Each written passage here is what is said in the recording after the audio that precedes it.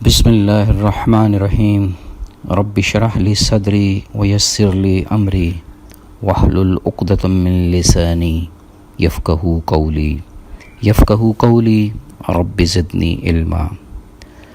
Quranic reflection میں آج 28ویں سورت القصص پر بات ہوگی۔ ڈیوائن ایڈوائس کا نام دیا ہے میں نے اس صورت کو۔ مکی صورت ہے، 88 آیات اور 9 رکوع پر مشتمل ہے۔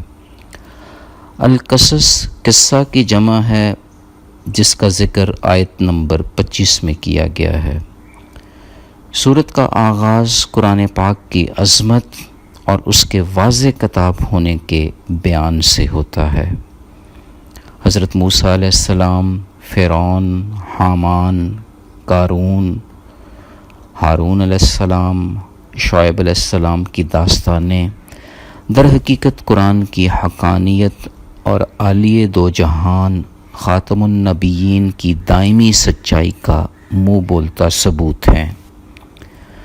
ساتھ ہی ساتھ ان واقعات کی لڑیوں سے، اس کے ہر پہلو سے علم و حکمت کی باران رحمت ہو رہی ہے، جس سے ہم اپنے روح و قلب کی زمین زرخیز کر سکتے ہیں۔ ولید بن ریان فرعون کے لقب سے مشہور تھا۔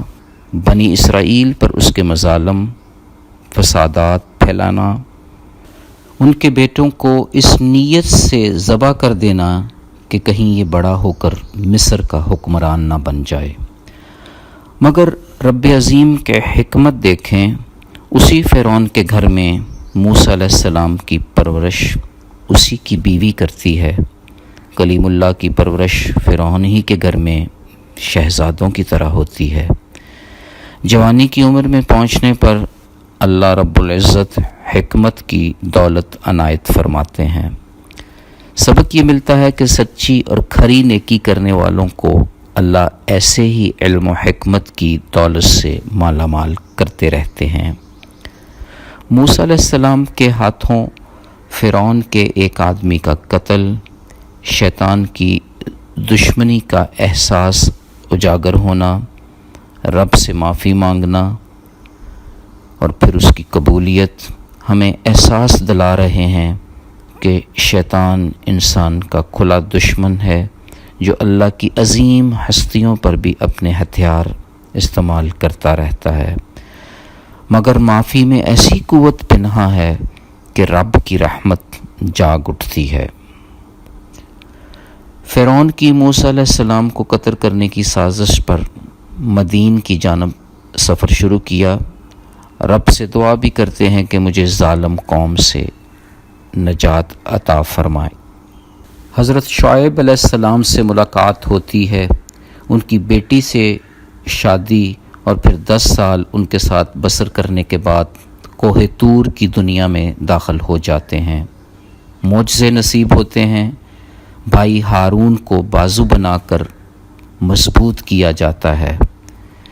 یوں رب کی رحمت سے فرعون کے خدائی دعوے کے آگے سیسا پلائی دیوار بن جاتے ہیں، حتیٰ کہ فرعون اور اس کے پجاریوں کو عذاب الہی اپنی لپیٹ میں لے لیتا ہے۔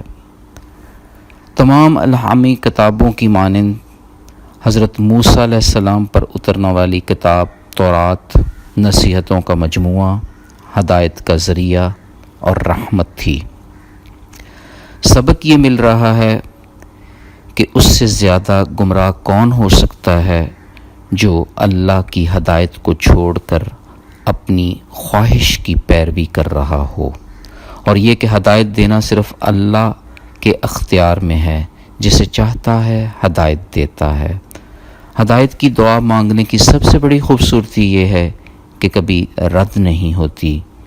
ہدایت کا سرچشمہ قرآن ہے، جو واضح کر رہا ہے کہ برائی کا جواب بھلائی سے دیا جائے۔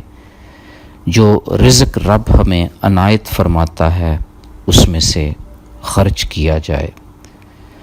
ہمیں یہ بھی ہدایت مل رہی ہے کہ دنیا فانی ہے اور آخرت ہمیشہ باقی رہنے والی ہے۔ مختار کل صرف اللہ تعالیٰ کی ذات ہے۔ بخاری کی حدیث ہے، حضور اکرم صلی اللہ علیہ وسلم فرماتے ہیں، دنیا آخرت کے مقابلہ میں ایسی ہے جیسے تم میں سے کوئی سمندر میں انگلی ڈبو کر نکال لے اور پھر یہ دیکھے کہ اس کی انگلی کے ساتھ سمندر کا کتنا پانی آیا ہے۔ اس صورت میں قارون کے خزانے، اس کی بغاوت اور پھر عبرتناک انجام یہ سبق فراہم کر رہے ہیں کہ اللہ رب العزت اپنے بندوں میں سے جس کے لیے چاہتا ہے رزق وسیع کر دیتا ہے، اور سب سے بڑھیا رزق علم و ہدایت ہے، کیونکہ اگر یہ نہ ہو تو انسان کے بھٹکنے کے چانسز ہوتے ہیں۔